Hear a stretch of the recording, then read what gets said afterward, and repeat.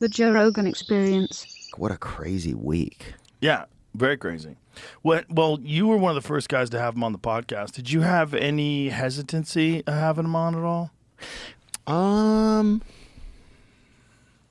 My brother's a lot smarter than me, and he said, "Hey, man, I just want you to think that there could be some reflection from people if you have him on, right? Like some people could be upset about it, Right. you know?"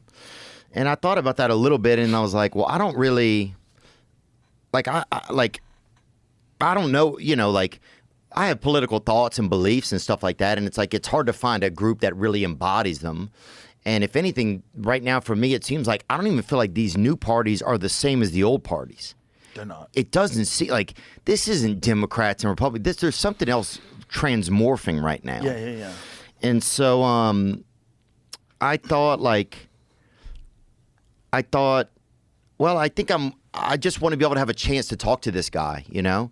And the main thing for me was like you talked about Dana White earlier. He's really, I know that you guys work together, and he, I knew that Trump's brother suffered from addiction, right? I knew that, right? I heard that or something, and I looked into it. It's like, okay, he lost his brother. His brother died of addiction.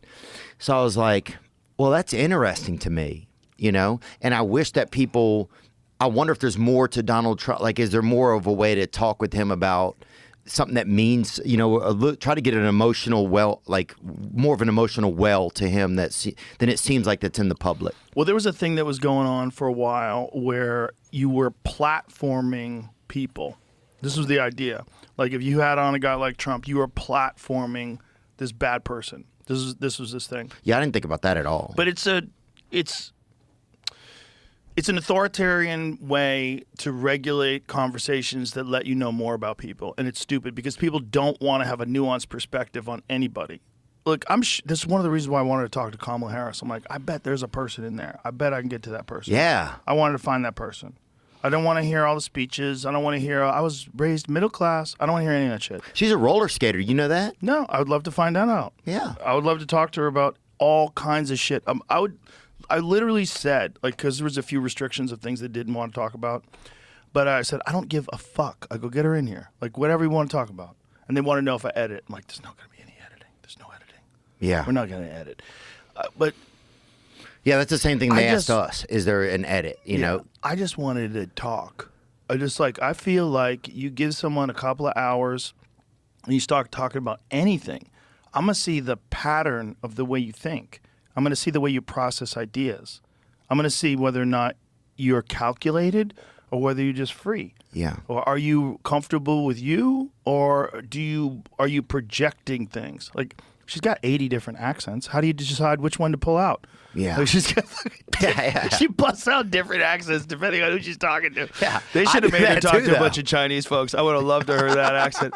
I want to see what I do that too, though. I like to meet people where they're at. Sure. You know? Oh, if I see somebody that's, I'll be like, "What's happening, my friend?" It's like I like to meet people where they are. Yeah, she did one with the Latinos where she talked with a Latino accent. I'm like, this is wild. But she's a chameleon. But if you want to be a successful politician, that's probably a good trait. I agree.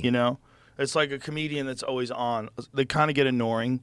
But if you want to be a comedian, that's probably a good trait. You want to be a politician, you should probably be able to melt into your environment and sort of meld yourself with whatever these people want you to be. Yeah.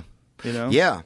But maybe not. Maybe it's just like I always feel like the environment of debates, the environment of interviews on television, the environment of anything you're doing in front of an audience, it's so fake. It's such a weird way to talk that you don't get a sense of who the person is. So, like, when I got to see Trump on your podcast and you were talking about doing cocaine, then it makes you like an owl. Oh, God. It was hilarious. But it was like you got a chance to see that guy as a person trying to figure out, like, who is this psycho I'm sitting here talking to? I remember that shit. I'll fucking make a nest in my living room, dude. That shit, boy. I'll scoot over to the neighbors and steal some twine in my beak, homie. There's nothing worse than being locked out of your place on cocaine, man. I can only imagine. But you talking to him, like, as a person, is like almost more valuable than any other kind of speeches he does. Because when he's in front of everybody talking about we're going to make America amazing, those are great speeches. But you don't, like, she had an amazing speech. When I was like, she could win, was when she had that one speech about Donald Trump, like scared to debate her, but he says all these things.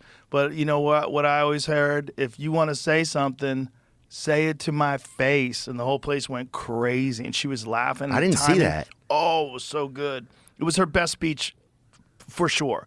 And it was right when they decided that she was going to run for president. Maybe that is what, So it was what like got people involved. Biden stepped down, and she had one banger of a speech. She looked young and energetic, and like it really made you feel like she's this cute. is going She's to be kinda a cute. chick. She was hot. She was Yeah. younger. She's She got was that- younger. She was a smoke show. She's still all right. She got that thing on her, I bet. So this, You know what I'm saying? I do know what you were saying. That's why it's so crazy. Because a lot of brothers love her too. Everybody seems to love her. Look, if the brothers like it, she got that thing on her. That's all I'm saying. You know? I understand what you're saying. But like that one speech was almost enough for her to win. And if she just didn't talk other than speeches, but they would have done. They needed to do a better job with the speeches because every speech was the same. And the problem with that is we were talking about this, like the internet. You get to see that speech over and over again online, like, and then people make compilations of the speech. And it Right, looks, and then the same thing. but it's like if someone goes to see your act. You know, they don't understand, like, acts, like, to develop a bit, it takes months and months and months to really, like, put it together where it's, like, rock solid. Yeah. And you're going to do it the same way or slightly different every night. And if someone comes to see you and goes, Theo's so full of shit, man. He told us the other day that it was just the other day. Yeah. But meanwhile, he said it 3 weeks later. It wasn't just the other day. It was 3 fucking weeks ago, dude. You're repeating the same shit. Yeah. So that's what Yeah, they you got feel too about- many leap years, white boy. Yeah, shit like that. Exactly. So that's what they feel about like a presidential candidate that's telling the same speech over and over. Well, hey, you're not supposed to go see all those speeches. But yeah. You know? Yeah. But the thing is Yeah, about you're not Trump. following the Grateful Dead here. You know, Trump it's like, but rambles. Trump has a lot though. Trump has a lot that are repetitive. He does, but not in the same order. It's like going to see a Grateful Dead show. It's like fuck, it's all over the place.